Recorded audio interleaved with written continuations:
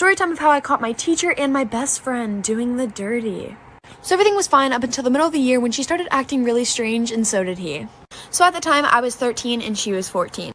And I'm pretty sure my teacher was in his mid-20s or 30s. So basically, she's the type of girl who literally hates school and would do anything to get out of class. Then I noticed her getting early to class and not leaving until everybody else left. Then I started paying a little more attention, and he would always walk by her desk and slip her notes and candy and just weird stuff, and it was really strange to me.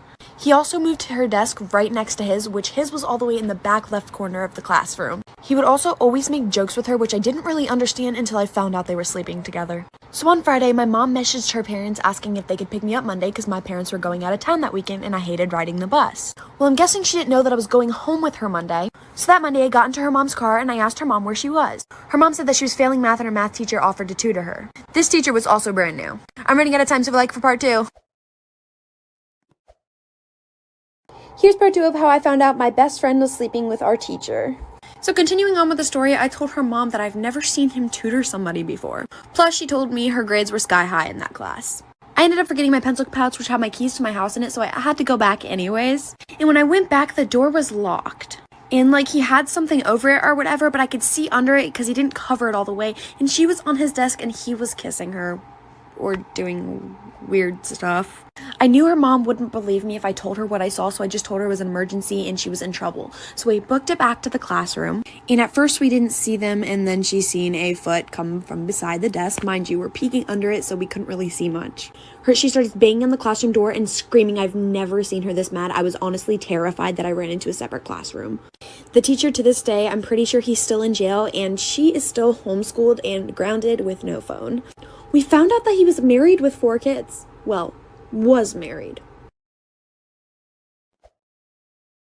Story time of how I got sexually assaulted by my childhood best friend. So it was around 2nd grade, and at that time I had just moved, so of course I transferred schools and I didn't really know anybody. There's this little girl in the neighborhood, same age as me at that time, that would ride her bike up and down the street constantly until one day she finally talked to me. She was really sweet, and for a while we'd just ride our bikes around and play like normal kids would do.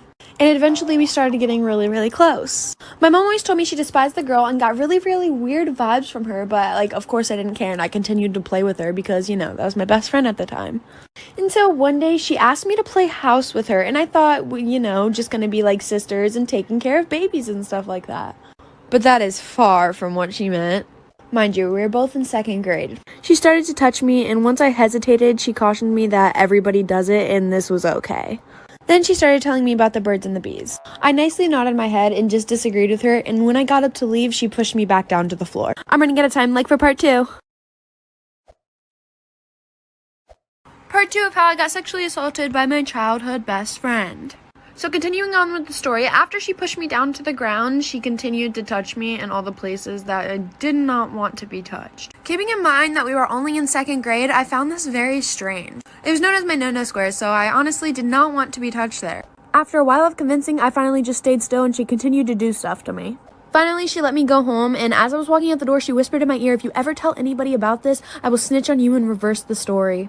Honestly, I was just traumatized about what just happened, so I kept it to myself, and I honestly did not want to tell anybody because I didn't think anybody would believe me anyways. She continued to do this for about a couple months, and heaven only knows if I was the only person that she did this to. Because she did hang out with a couple other girls, and they honestly seemed a little scared of her. Anyways, to this day, she still sends me pictures of us from when we were children, acting like nothing ever happened. I don't know if there was something going on with her that I did not know, but to this day, it honestly still traumatizes me that a 2nd grader could do something like that. Here's a story time of how I got catfished by my best friend's dad. This story literally ends up taking a turn for the worse, so honestly, be prepared for that.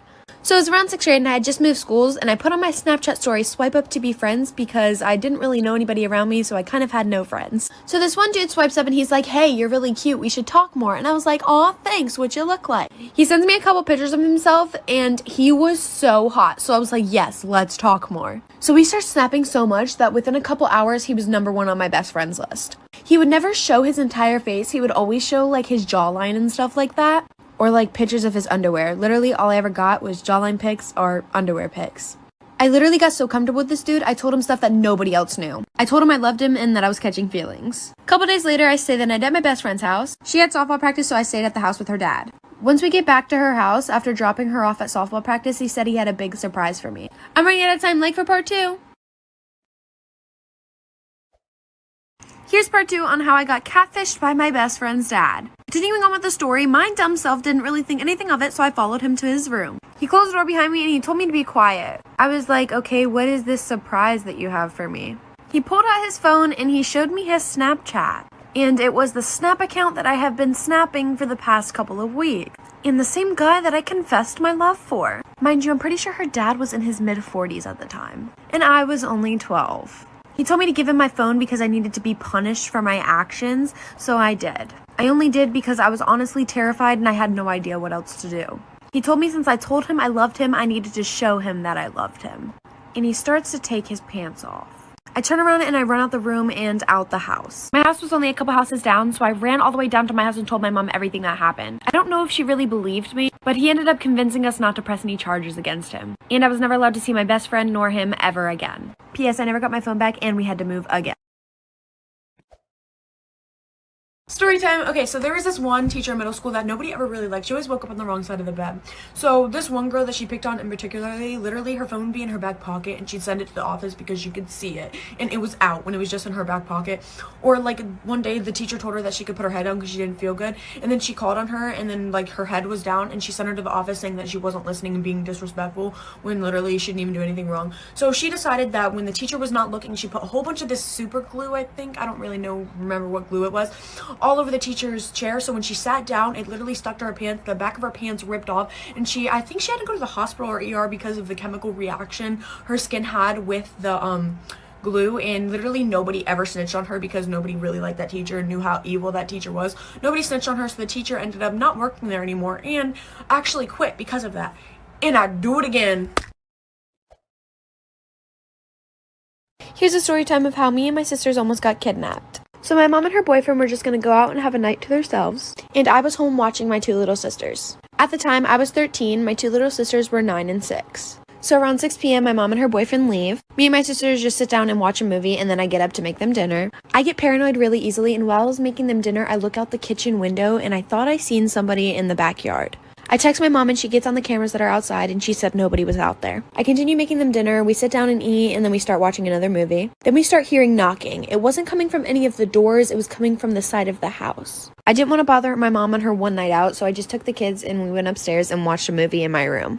My 6-year-old sister at the time went to the bathroom and she came back in literal tears. She was literally crying so hard until I finally got her to stop and tell me what was wrong. She said as she was walking back from the bathroom, she seen somebody downstairs. I quietly lock my door and I put my sisters in the closet and I call my mom right away. I'm running out of time, like for part 2. Story time of how I found out that my boyfriend was sleeping with his stepsister. As crazy as it sounds, I literally just found the whole situation funny. So I was dating this kid, let's just name him Mark, for about 1.5 years. He had a bunch of step-siblings and they were all younger except one girl that was 16. She was very protective over my boyfriend, but I honestly kind of thought that was just normal, you know? She would always make up some strange excuse why she had to hang out with me and my boyfriend, so we honestly never could hang out alone. They were siblings, so I would never think anything of it. I honestly thought they were just really close. Then one day she said something really weird and it made me start to think. I seen him slap her butt a couple of times. I kept my opinions to myself at first because, you know, he's my boyfriend and I didn't want to start an argument, but then I said something. His reply was, "Stop overthinking, she's just my sister." Okay, well if she's just your sister, why are you smacking her butt?